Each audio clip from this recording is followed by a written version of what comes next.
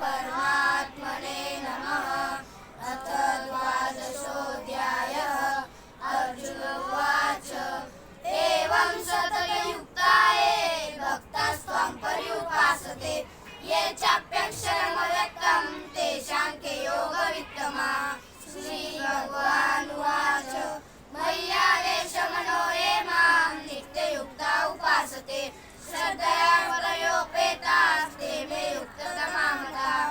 ये त्वक्षरमनिर्देश्यमव्यक्तं पर्युपासते सर्वत्र गमचिन्तेन च कूटस्थमचलं ध्रुवं सर्वनियमेन्द्रियग्रामं सर्वत्र समबुद्धयः ते प्राप्नुवन्ति मामेव सर्वभूतहिते रताः। क्लेशोऽधिकतरस्तेषाम् अव्यक्तसक्तचेतसाम् अव्यक्ता हि गतिर्दुःखं देहवद्भिरवाप्यते। ये तु सर्वाणि कर्माणि मयि सन्न्यस्य मत्पराः